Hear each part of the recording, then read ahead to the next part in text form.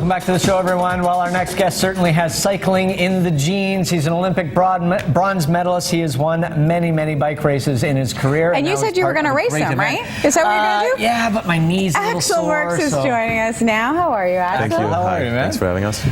Neither of us, well, I think I may have heard at some point, but I forgot you were living in Canada now. Yeah, so I moved 3 years ago in the Okanagan Valley, and my wife grew up there. So, you know, like... See, this is what we do. I know. This is how we get great talent back to Canada. Exactly. We send people out there. Now, are you officially retired these days from cycling? Yeah, so I'm not active. I'm not an active cyclist, but I do work for development team down south, which is the Trek Live Strong team. Yeah. And so I'm always active with younger development riders. And what is it like training and developing riders? I mean, it must be such a different aspect of your sport for you. Yeah, it is really fun because, you know, you really get them as pure like talent, and then you kind of shape into what you think is going to be the best for them, and then you bring them up to the Pro Tour and the Tour de France riders. What does that involve? I mean, is it planning sort of a race schedule for them? Is it actual just like training and how they train? It's coaching. Like if you can compare it to like hockey, like the coach behind the bench kind of thing, and when I'm driving the car. Do you yell at them a lot?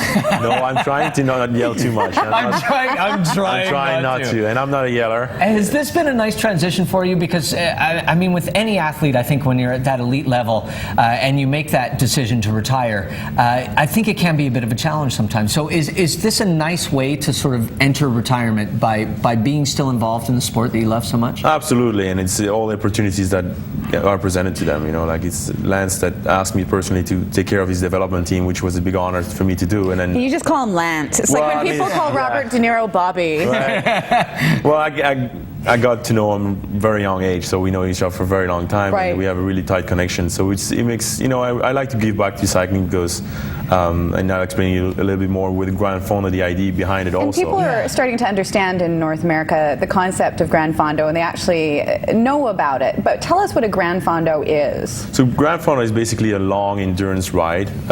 You can see it for different levels, right? You can have, it could be long as in 80 kilometers for some people, and it could be long for 150 kilometers for some people.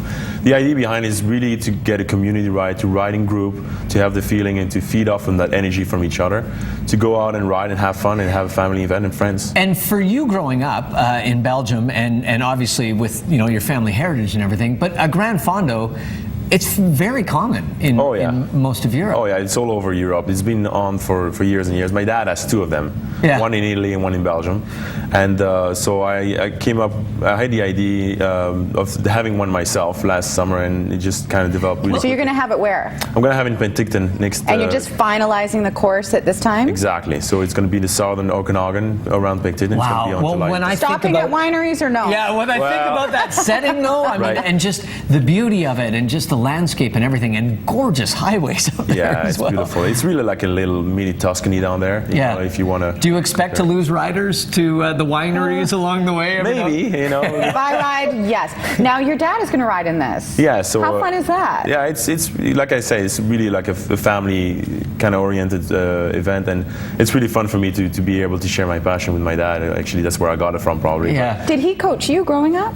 Yeah, till a certain age. Yeah. You know, and then you gotta. And then you know, you have those teenage years when, you know, the kids and the parents. You don't want to listen to your parents. I hope my kids are not listening. But anyways, yeah, it was great. It's great. Great mention. And how can you argue with somebody that's been the top of the sport, right? Oh, no so kidding. It's like, well, how was it? Well, like, you can't really tell. Well, and it's really nice that you've managed to tie your family into, you know, something like the Granfondo, because it really is. I mean, the whole theory behind it is that idea of family, community, and, you know, everyone just getting together, exercising, and doing something beautiful. Exactly, and the part of it is like it's like an all weekend event. Like the Saturday, we want to have like a piccolo fondo, we call it. It's for the kids, right? Yeah. So little kids are gonna, you know, ride around. Can I do that one, or is there a height requirement? I know. Well, no, you're gonna have to go. It's a certain age limit. I'm sure we're gonna. But how long is the distance for the Granfondo that you're going to be doing? Do you know yet? We have two distances. One is going to be around 80 kilometers, and the other one is going to be around 150 kilometers. And do you have to be an experienced rider, or is this something? Because a lot of people want to do this sort of thing, especially when you describe it as a family event. Right. Should you train, or what level do you have to be at? You don't have to be like super high level. You know, you can be like a weekend cyclist and totally be comfortable in doing it because you have time to do it. You're going to have like 7 or 8 no hours time to do pressure. it. So there's no time pressure. You can. It's not a race. No, it's not a race at all. We'll have like 4 or 5 rest stops where you can have a little snack, a little drink, and electrolytes, and just to replenish. And you have lots of time to finish. And really, it's just to enjoy the scenery and to be with a bunch of people on the bike and just enjoying everything. Well, and it's kind of nice that you're bringing part of your heritage and part of something that you really enjoyed growing up as well, and making it part of where you live now and right, spend and your time. The whole idea is really it's Axel Merckx and friends. So I managed to make a lot of friends in my career and in here in Canada in a short period.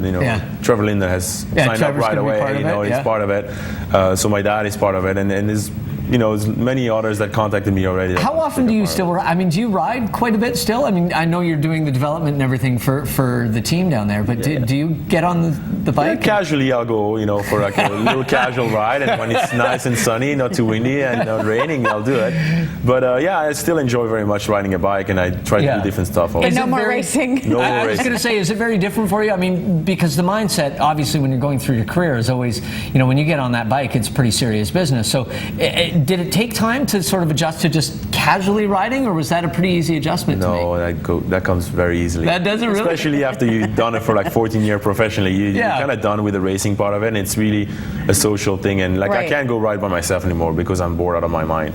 So I always have to talk to somebody, and there has to be some stops. Well, I would assume if you added up the amount of time that you spent in the saddle of a bicycle in your life, it would probably be measured in years, not in hours. Yeah, absolutely. Now, the Granfondo is happening July 10th. So people, once you get it announced and everything, can register and find out more about it? They can register now. We can register already now. Like the website, granfondoaxelmerckx.com is active. You can register right now. I've been hitting already with lots of registration, which is really cool. Well, I was going to ask whether you're going to cap it because I have a feeling this is going to be a very popular event. And that's why we want to make the best event possible. That's why we're going to cap it at 4,000 people maximum. So and it's going fast. It's moving fast. So, I was going to say people should probably act fairly soon if they want to as well. Well, thank you so much, Axel. Such a pleasure to meet you. You can go to the website to register and find out more information. Once again, it's happening July 10th. Perfect time to be in Penticton. It will be a beautiful thing to do. Spend the weekend and have some fun. Yeah, great place to explore when you got a little time as well. Thank you, Axel. Thank you.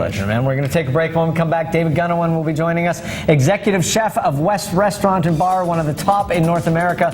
We'll be right back with David. Stick around.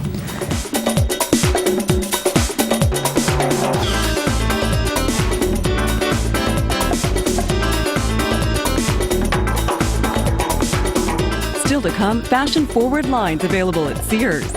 Plus musical guest Six Gun Romeo.